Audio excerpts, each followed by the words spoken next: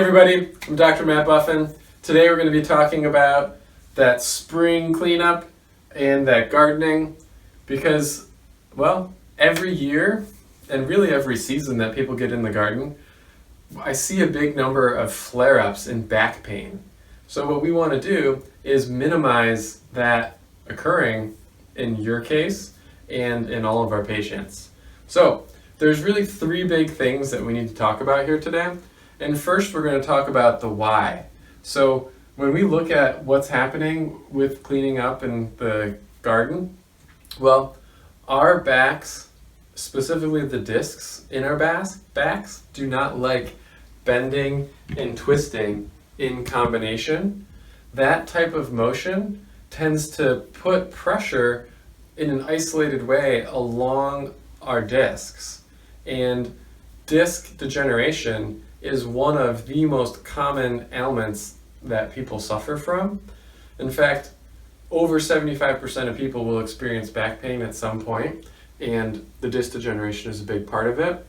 What's happening here is we have donut-like cartilage substances called discs that are in between our bones in the spine. What happens is, as we get older, instead of being like a donut, they start to flatten out and break down, become less supportive, and also their water content doesn't maintain its strength. So as they start to break down, they become more pancake-like in shape. That pancake can start to push back towards our spinal cord and our nerves. We do not want disc material up against our spinal cord or nerves. That will create symptoms and pain, and it's a huge deal. So back to gardening. So what do we need to do? Well, number one, we need to warm up before the activity. And by warm up, I mean get your blood flow up a little bit. So whether that's a short walk or some of the other basic exercises you can find in our Basic Bees program, or just getting moving so that your body can tolerate the activity. A good 10 to 15 minutes is all we really need to get your body temperature up, to get the blood flow into the muscles, and to help you get through the activity safely. So the second thing that we're really looking at is, as you're into the work, we want to be taking breaks, because we want you to feel good now as you do the activity, after the activity, and the day after, because that's what you really are looking for, is to maintain good health and not feel pain.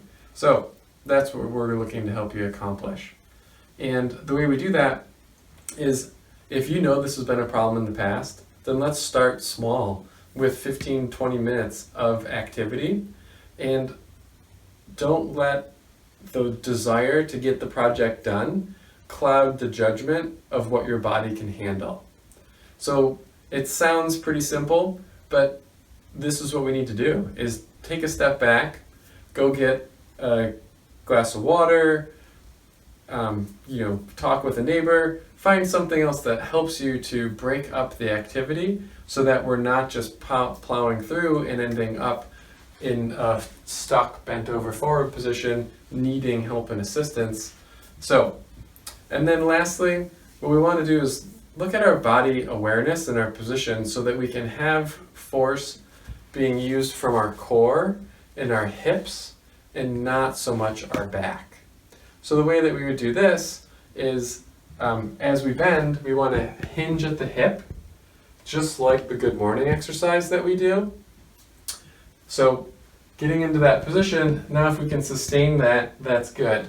Now if you have to get all the way down to the ground, or if you're pulling roots and debris, if we go into that position where we just bend forward and start to pull, well, your back is exposed, and we don't want our back to have that much pressure on it, especially as we're exerting extensive forces to deal with those roots or rocks or other things that we may be having to move.